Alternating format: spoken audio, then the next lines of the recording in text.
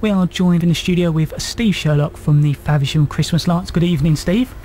Good evening, Daniel. Thank you very much for coming back again. Could you tell us a little bit about the history of the Faversham Christmas Lights? Yes, the present Christmas Lights Committee was formed on a lovely summer's evening in June 1983. It was the result of an open meeting which the Mayor of Faversham called for anyone interested to come together at the Guildhall, and there was about 15 of us there at the first meeting, and a committee was formed straight away, and we took up funding which was available from Swell Borough Council, and the Mayor of the time and myself are two of the original members of the committee still with the Christmas Lights now. What is your role within the Faversham Christmas Lights, Steve? At present I'm chairman of the committee and have been for 20 plus years. What does that role include? Just about everything. Organising meetings, of course, and making sure that we can put a display together for the coming Christmas.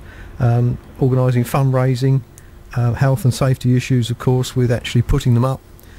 Coordinating with local authorities, suppliers and landlords to get permission to put lights on their buildings, etc, etc. And so, Steve, has the recession affected the Faversham Lights this year? We hope not, and certainly not so far.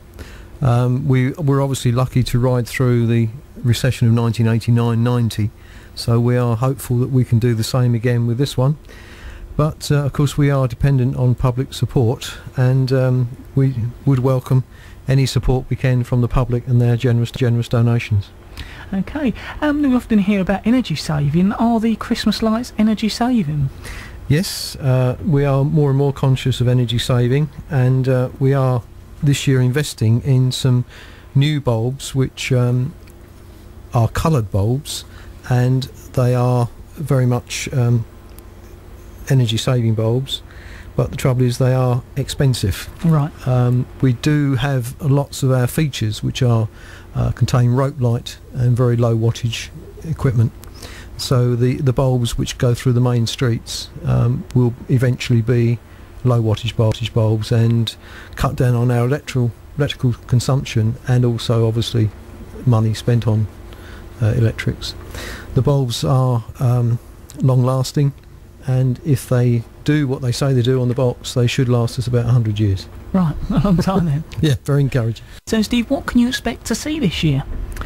You can expect to see strings of lights ranging from Tesco's or Court Street at the bottom end of Faversham town, right through to the marketplace and beyond, along Preston Street to the railway station. And then in amongst all the lights there are something like 25 Christmas trees, and then you need to look on some of the rooftops for some of the other big features. There's a larger than life angel, and a massive Christmas tree complete with presents on top of the Alexander Centre, and a welcoming message to everyone on top of the post office in East Street.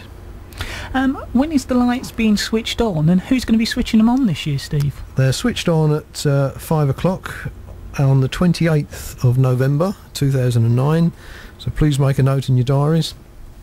And we have a celebrity coming from away to switch them on for us, okay. And the identity I'd rather keep secret for the time being. Make it a bit of a surprise. Yes, please. Yeah. So how long are the lights up for, Steve? Well, as I said earlier, they switch on at 5 p.m. on the 28th of November, and then they're on daily from 4 p.m. until 11 p.m. right through until 12th night, which is the 6th of January. What are your plans for the future at the Faversham Christmas Lights? Well, I think our long-term plan is to keep them going as long as we can, and keep a display in Faversham. What useful contact details do you have for us, Steve? You can visit our website, which is favershamchristmaslights.org, and full information is on there. And if there is some information that you need but it's not on the site, there are telephone numbers and links there which you can get the information from. Steve, I'd like to thank you very much for coming along and speaking to us again this year all about the Faversham Christmas Lights. Thank you, Daniel, for giving me the opportunity to come along and speak to you, and I hope to see a lot of your listeners at the switch on the 28th. That's Steve Sherlock telling us all about the Faversham Christmas Lights.